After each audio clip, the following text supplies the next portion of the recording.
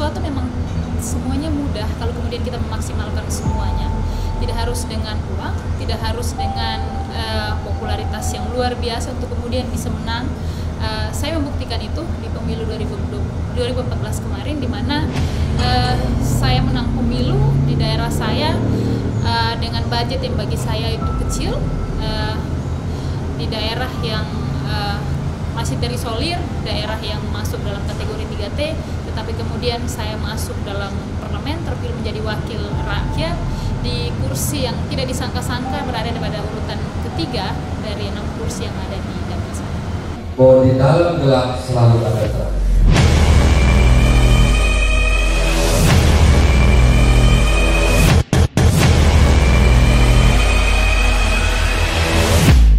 Tanpa sadar, susah, sulit.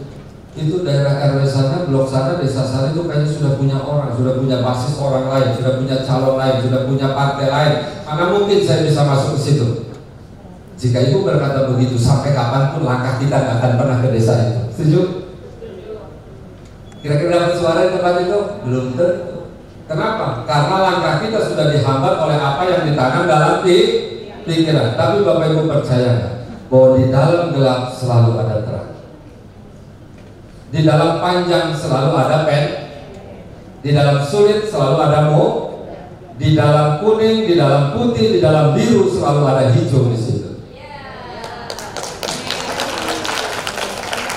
Kenapa tidak temukan hijau di tempat itu? Karena pikiran kita sudah tertutup oleh kuning, tertutup oleh biru, tertutup oleh warna lain. Padahal belum tentu pikiran kita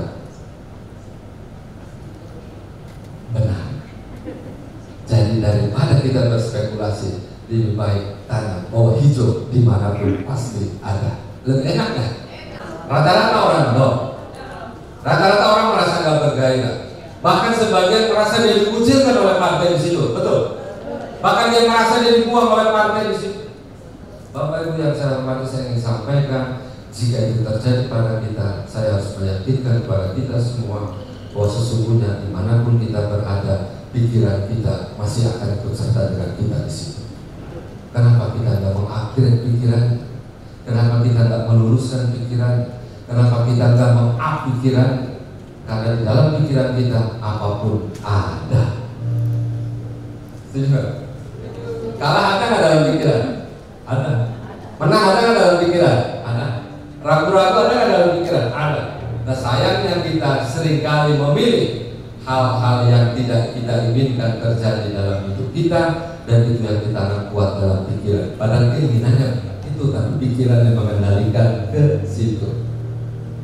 Orang sukses adalah orang yang mau menolak kenyataan buruk di dalam hidup.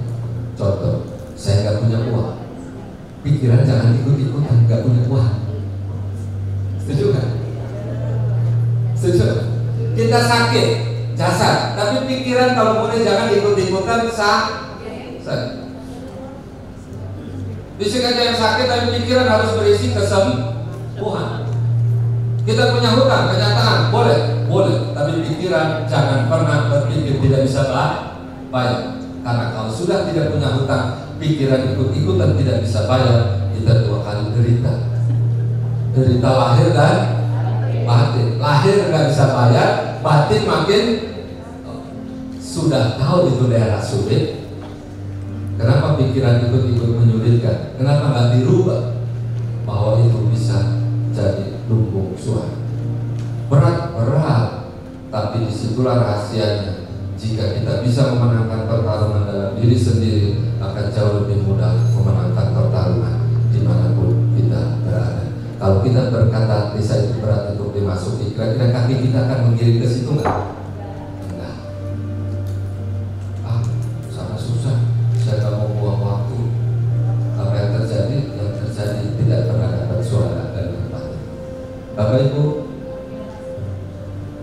jika langkah kita dihentikan oleh diri kita sendiri, pergerakan kita dihentikan oleh diri kita sendiri, berarti kekalahan itu ditentukan oleh orang lain atau diri kita.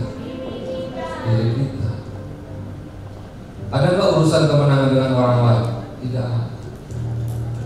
Kenapa? Karena yang kita terima akan mengikuti apa yang tertanam dalam diri kita, dan itulah pemandu terhebat kemana selama ini kita menuju.